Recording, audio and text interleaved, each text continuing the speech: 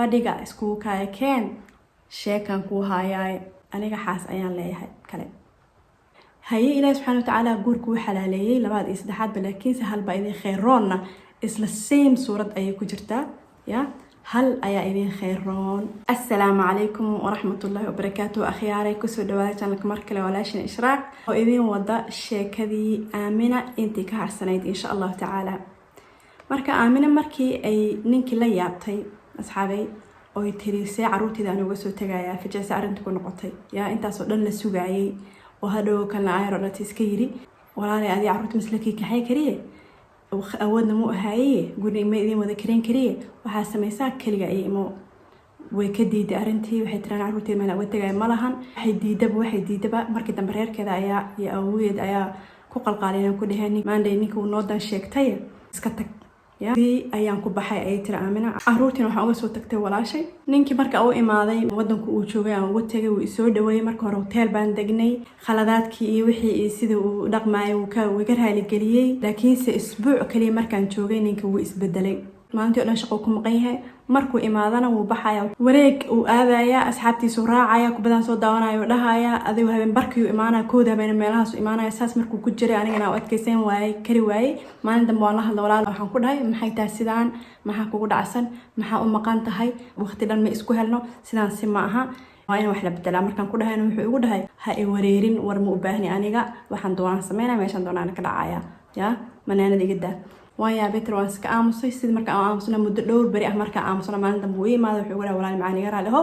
وحناقصنا أريش قضاها إيجا سو حناجسي إن شاء الله تعالى وأسبدلها عيد القاضي وأنا كيالي سدح بلوت كدب أوركي سدحاد أي شيء مدك لو حا أوغادي أو أركي مددي أنشوغي إن أي بنتيس أهيد إنه قرينو كرين oo uu lacag badan haysto oo ganacsi fiican haysto oo awoodo inuu guri noo kireeyo marka waxaan ku dhahay walaalo maxaa guri noo kireen weeda guri noo kiree waa awoodaa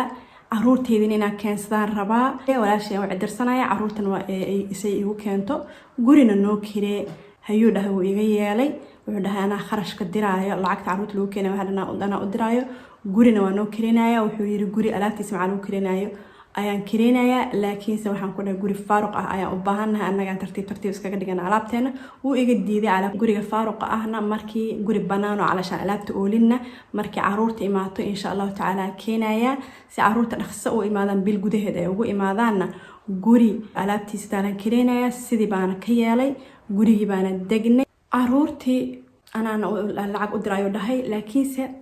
muddo markii laga soo wareegay oo dhowrkii maalmood uu qabsaday hadana laga soo wareegay ayaa waxaan ku dhahay lacagtii ma dirtay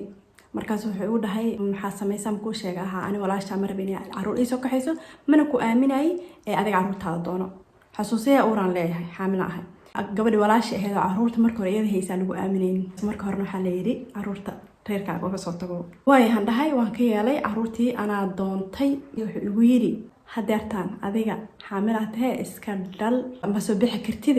iska dhal markaa dhashidaan soo kaxeynaya insha Allah tacaala hadan waan ka yeelay inaan joogo oo dhalo oo sugo intaan ka dhalaayo waan dhalay cunuga 6 bilood markuu ii jirsadaan dhahaye isooyinka ma noo sameeynaysin aan baxayna miya markaas wuxuu dhahay cunuga ku adkaado soo weynaado xogaa sanad meelaas markuu gaaro aan idin kaxeynaya insha Allah tacaala waa iska joogay ninkii waxuu sidii ahaadaba safar hadaan soo hadal qaada wuu cunaa ugu soo booda weyla dagaalama waxba iskuma fahano waa hadalkeena dhan dood iyo muran iyo qeyli xanaaq isku bedelaya wax walba waa la isku qabsanaya asaytaa waxaan isdagaalnay waxaan isla marnaba asaga laakiin waligiisa alihiis lacagta biilka ma goosan soo diraa way soo waca wuxuu ugu dhahay lacagta meesha hayaan dhaha telefoonku wuu jaraa nabaday markii dambe waxaan go'aansaday inaan iskaga aamuso inaan la doodin inaan la murmin inaan wax ku qabsanin inaan shib iskaga dhaho sida uu ahaa 4 bilood markaan ka aamusnaa markuu iga yaabay saan u aamusanahay markuu wax ii soo qoro hadalkiisa waan furaa waan xasana iskaga leexana hadal macaan iyo wanaag iyo jiljilac iyo naxariis iyo waxa uu soo qorqora maba ka guriba waa furaa waa fiirina iskaga aamusa markuu iga yaabay uu maalinta wuxuu dhahay lacagaan soo diraya waxaa sameysaa baasaboorada ciyaalka u sameeyaan dhahay baasaboorada u samee waa idin rabaa waa idin xiisa meedinka maadmi kari waa idin baahanahay adigu wuxuu isoo waco oo habeen walba isoo waco oo idhaho sidaan waan ku xiisa waan ku keenay waan ku bixiyay ugu dambeyn fiisihii uu soo baxay kabacdina waxaa dhacday inaan dib iskugu imaano cunugeyga yar markuu 3 sano iyo bar ahaa aan imaanay wuuna soo dhaweeyey waa guri aan wada degni maasha allah caruurta kaxee caruurta isjeclaysii xagga uu kaxee marba meelgee ciyaargee alaab wax walba usoo gadyaa caruurtii ka samaysa relationship fiican anigana maantana waxay uga haya adigaa keliya adigaa kana waana halkan aan halkan hadda kusoo koobi karin iyo jacayl iyo cid ugu doorsan karta inaysan jirin iyo qaladaadka hore inaa ka cafiyo qaladaadka hore inuu qiranayo oo rabo inuu iga dhaqo adduun adina meeshii nolociisa waa nooga bilaabatay kadib waxaan qaaday uurkii afaraad iyo markaan uurkii yeeshay aniga oo walac ah ayuu sidii iyo sileeg haddana ninkii dabeecadiisii qalafka ahayd lasoo baxay iyo qaabdaradii iyo caruurta inuu ku qayliyo inuu nooc kala noqdo inuu iska maqnaado inuuna kala ogeyn iyo wixii lagu yaqaanay uu hoosh barti ka bilaabay markaan ku dhaha xaggee ku maqneed iyo maxaa ku maqneedna wuxuu dhahaa waxba ma kaa galin sida uu ahayd oo iskaga yaabanaa maalmaha kumid wuxuu ugu dhaca caruurta markaa seexasid fadhiga iskugu kaaya keen sheekan kuu hayaay masaasa caruurtii seexay fadhiga oo ugu maada wuxuu ugu dhahay aaminooy aniga xaas ayaan leeyahay kale 2 caruur ahna way ii leedahay maxaa tiri waxaa kaloo dhab ku dhahdaa xaaskaaniita qof cusub ma ahan 5 sano ayaan qabay aniga fajacayseego noqotay maalmaha aan maqan yahayna wuxuu ii sheegay inuu halkaas ku maqan yahay qaadan waa ay igu noqotay maxaa iigu sheegaysa aan ku dhahay waa isku naxay maxaa ii qiyaantay asagii hadal ma iga sugaayo marka afka kala qaado buuq ii qaylo dood dheer kadib markii dambe wuu labista albaabku ka baxay bil markuu naga maqnaa uu imaaday 5 maalmood kaliya markuu joogo haddana wuu noqday bil markuu maqnaado wuu imaanaa 5 maalmood kaliya markuu joogo haddana wuu noqonaa wuxuu bilaabay bilkii inuu nagu ciriiriyo aniga waxaan ahay hooyo walaca caruur meel ku haysato caawimaad aan haysanin war ma naga haayo shaqo ma nagu darsado waxa u baahdo dood la-aan ma ka heli bilka wuu nagu suqo qoriyaa haddaan ku dhaho $30 kaliya u baahanahay mana siinayo asxaabtiisii iyo dadka uu yaqaanana $100 ugu yaraan wuu ku cashaysiinayaa sida uu ahayd dhala hubeygiyaa soo dhawaaday asagana wuu iska maqan yahay ehelkayga iyo qaraabadeedii meelaha ma ka dhawa marwalba wuxuu dhahaa isbuuca dambaa imaanaya sida uu ahayd markii dambe foola ay qabatay fooshi markii ay qabatay oo u sheegay wuxuu ii soo diray gabar ay qaraaba yihiin uu lacag intuu u dhiibay yiri isbitaalka gee kadib markii gabadhii isbitaalka ay geysay alxamdulilah ani ilaaha ii fududeeyey dhalmadii asagana wuxuu sameeyey 2 saacadood markaan dhalnaa kadib uu imaaday meeshii waxay ila joogay caruurtii u tagay caruurtii habeenkii la seexday طبعا maalin dambe isbitaalku igu imaaday wuu soo kaxeeyay 4 maalmood kaliya markuu nala joogay wuu iska tagay haddana 4 maalmood markaa umulanaa uu iska tagay wuxuu maqnaado gabadheeda umasha ah caruurta meesha ku haysta 18 cisho markuu maqnaa waxaan ku dhahay walaalo i dhageyso aniga waxa waaye waan aqbalay xaas inaan leedahay naag kale inaan leedahay laakiinse cadaalad samee anagana naagtaada usbuuc la joog anagana usbuuc la joog ani ma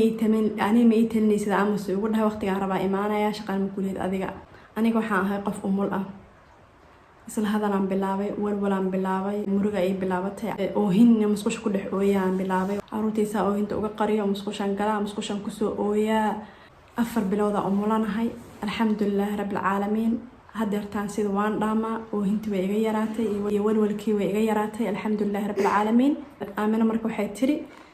alxamdulilah hadeertaan waa iskala qabsaday nolosha noocaas ah asagana ma ka fikiro inuu jiro iyo inuu joogo ma ka soo qaado faraha ayaan ka qaaday oohintii way iga yaraatay alxamdulilah marmarka qaarkood oo aan iska soo xasuusto xoogaa caloosha yara roganta way jirtaa laakiin inta badan alxamdulilah waan fiicnaaday qisadeedana intaas way ka badan tahay laakiin intaas waxaan damcay inaan idinla wadaago inay cibrana idin noqoto qofkii daawanaya inay cibro u noqoto mid kale inaa ilana talisaan ani hadeertaan alxamdulilah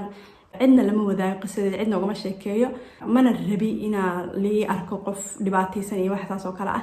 mana ihiba alxamdulilah rabbil caalamiin marka asxaabay qisadii aamino intaas ayay ku eg tahay waxa waaye nimanka qaarkood guurka waa lidin xalaaleeyay inaad waxaan ku rahdaa 2 saan iyo 3 saan iyo 4 saan markii la yiri waxay ilowsan yihiin mas'uuliyadda ay leedahay haye ilaahay subxaanahu wa ta'aala guurka wuu xalaaleeyay 2 iyo 3 laakiin hal baa idin khayroonna isla same suurad ayay ku jirtaa ya hal ayaa idin khayroon badan ilaahay xaqa ha tuso oo ha soo hadeeyo oo cadaaladda ha baro oo mas'uuliyadda ya ay leedahay in la guursado oo ubad adduunkan la keeno iyo xuquuqda la isku leeyahay in ay ogaadaan ilaahay ayaan uga baryaynaa